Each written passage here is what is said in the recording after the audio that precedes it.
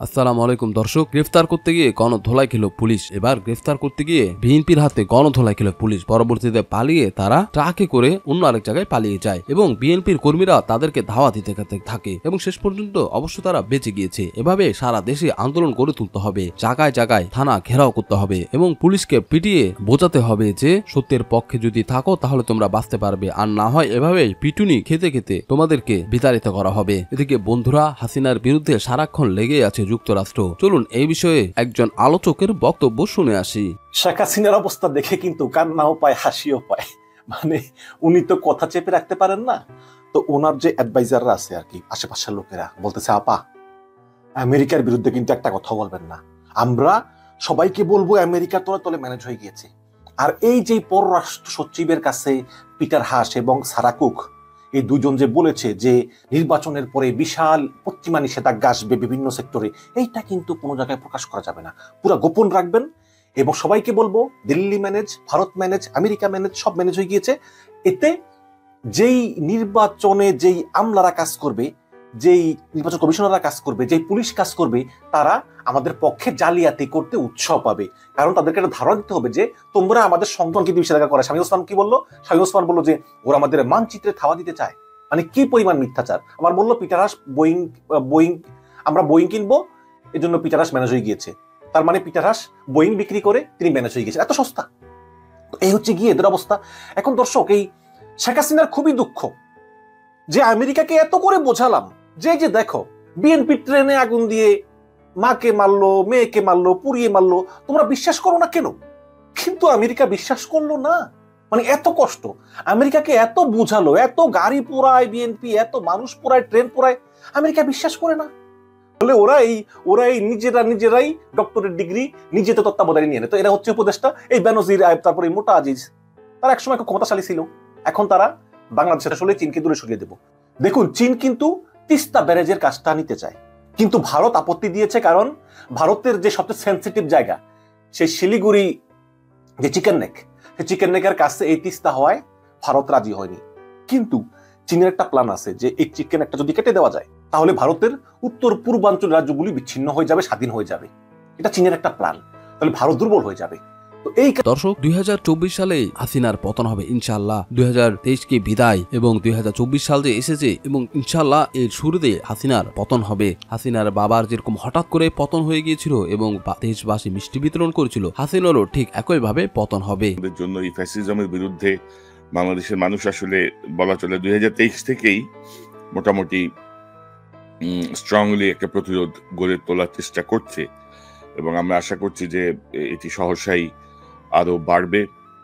আপনি কিভাবে দেখেন 2023? আমরা 2024-এ আসলে হাসিনা মুক্ত বাংলাদেশ চাই। মানে হাসিনা মুক্ত বাংলাদেশ চাই মানে হচ্ছে হাসিনা মরে যাক এটা চাই না, এটা মুসলমান হিসেবে কারো মৃত্যু কামনা করি না। মানে এই রাষ্ট্র ক্ষমতা থেকে এই ফ্যাসিস্ট হাসিনার অপসারণ আমরা চাই এবং আমার ধারণা যে 2024-এ সেটি ঘটবে, হয়তো প্রথমার্ধেই সেটি হয়তো ঘটবে। তো আপনি আপনার কাছ থেকে একটু শুনে আমরা আলোচনাটা শুরু করি।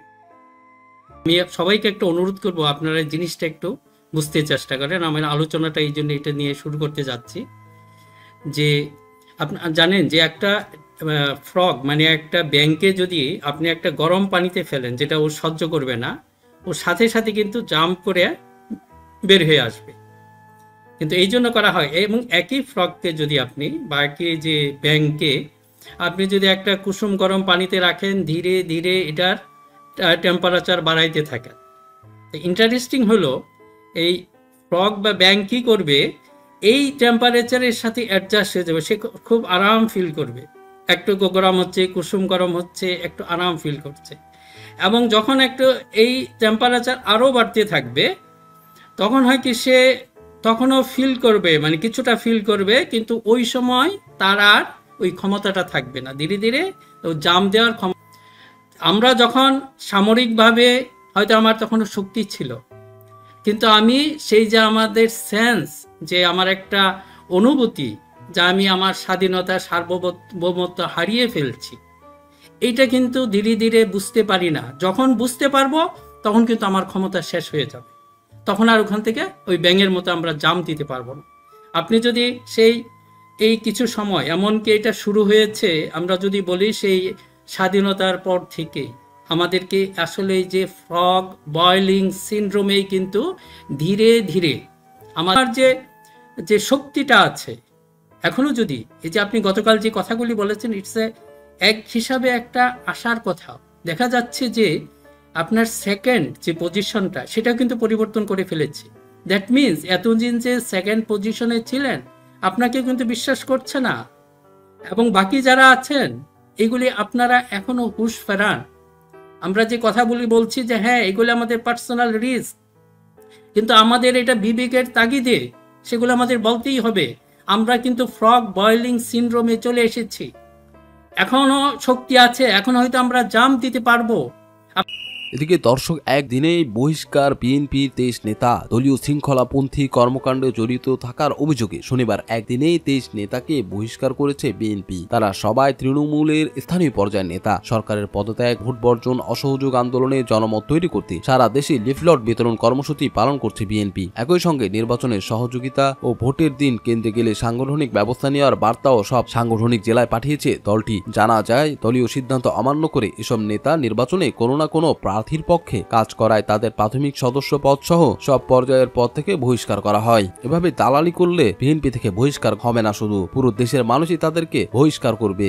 এদিকে বন্ধুরা, একটি নতুন খবর পাওয়া গিয়েছে যে ছাত্র শিবিরের সভাপতি নির্বাচিত হয়েছে এবং সেক্রেটারিও নির্বাচিত হয়েছে। ছাত্র শিবিরের কেন্দ্রীয় সভাপতি হিসেবে নির্বাচিত হয়েছে মঞ্জুরুল ইসলাম এবং সেক্রেটারি জেনারেল হিসেবে জাহিদুল ইসলাম মনোনীত হয়েছেন। রোববার ছাত্র শিবিরের কেন্দ্রীয় সদস্য সম্মেলনে নবনির্বাচিত কেন্দ্রীয় সভাপতির নাম ঘোষণা করা হয়। এরপর নবনির্বাচিত কেন্দ্রীয় সভাপতিকে শপথ বাক্য পাঠ করান ছাত্র শিবিরের প্রধান নির্বাচন কমিশনার অ্যাডভোকেট মতিউর রহমান আকন্দ। ছাত্র শিবিরের সংবিধান অনুযায়ী কেন্দ্রীয় সভাপতি 2024 সেশনের জন্য কার্যকরী পরিষদের সঙ্গে পরামর্শ করে জাহিদুল ইসলামকে সেক্রেটারি জেনারেল হিসেবে মনোনয়ন দেন। গত 29 ডিসেম্বর সকাল 8টা থেকে 30 ডিসেম্বর রাত 8টা পর্যন্ত সারা দেশে অনলাইনের মাধ্যমে একযোগে কেন্দ্রীয় সভাপতি নির্বাচনের ভোট গ্রহণ অনুষ্ঠিত হয়। সম্মেলনে ছাত্র শিবিরের কেন্দ্রীয় সভাপতি রাজিবুর রহমানের সভাপতিত্বে প্রধান অতিথি হিসেবে উপস্থিত ছিলেন বাংলাদেশ জামাত ইসলামীর ভারপ্রাপ্ত আমির অধ্যাপক মুজিবুর রহমান সহ প্রমুখ। এদিকে দেশব্যাপী গণসংযোগ ও লিফলেট বিতরণের কর্মসূচি অব্যাহত রাখার আহ্বান জামাত ইসলামীর। বাংলাদেশ জামাত ইসলামীর ভারপ্রাপ্ত সেক্রেটারি